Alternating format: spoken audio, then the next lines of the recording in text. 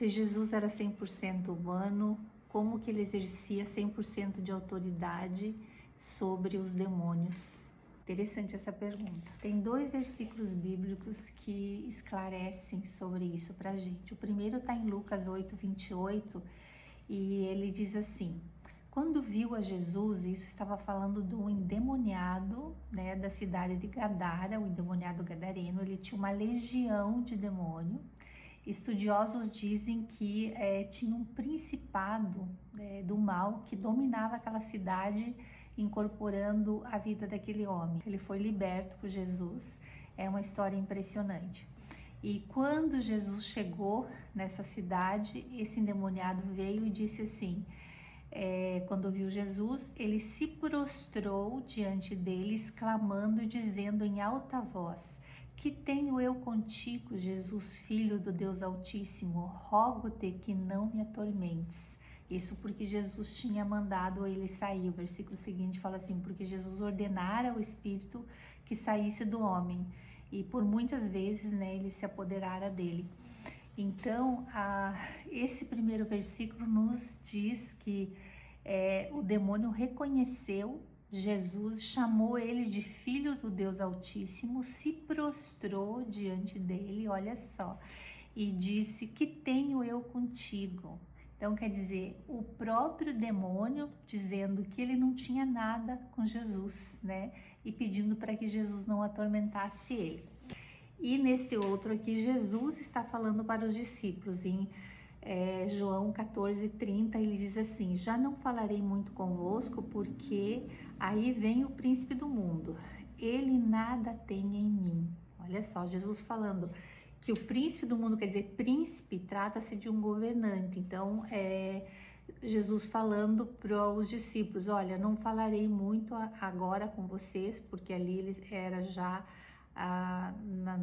quase que na crucificação dele, e ele disse: ó, o príncipe deste mundo está vindo aí. Então, quer dizer, Satanás estava vindo com toda a atuação, né, contra Jesus, para que fosse em Jesus julgado o pecado, né? Então, por isso que ele alertou: ele está vindo aí cobrar a conta do pecado que eu vou pagar. E aí ele diz: e ele nada tem em mim. Tem outras versões que diz: ele não tem poder sobre mim, ele não tem domínio sobre mim. Então, essa é a autoridade de Jesus, que ele sempre teve, mesmo como homem, mesmo em carne. Satanás não tinha nada na natureza de Jesus. Nada, não existia nenhum resquício do mal na natureza dele. Então, é isso que tem que acontecer conosco. Quando nós entregamos a nossa vida para Jesus, tem que ser integralmente o domínio, o senhorio.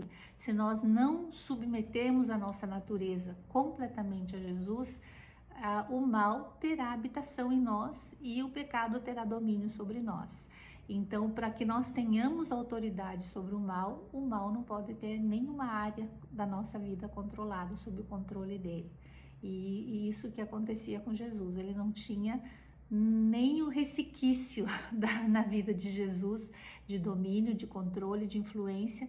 Por isso que Jesus exerceu 100% de autoridade sobre ele. Agora, o curioso é a gente pensar isso, que os demônios, quando viam Jesus, confessavam que Jesus era o Filho do Altíssimo, se prostravam diante do Senhor, e os religiosos da época não reconheceram Jesus, né? Começaram a entrar em debate com Jesus e não reconheceram nele o senhorio de Deus. Olha a seriedade disso, né? Então, por isso que eu penso sobre isso, né? Que não será Deus que vai condenar a incredulidade. Vai ser a própria incredulidade que vai julgar aqueles que não crerem que o Senhor é o Salvador, que é o Filho de Deus, que veio em carne para nos resgatar. Então, é muito grave isso, né? De crer e confessar com os lábios, falar sobre a Bíblia, pregar, né, uma religião, instruir, fazer até proselitismo muitas vezes de uma religião. Quem faz isso já renegou o Senhor e adotou a própria religião como Deus da sua vida.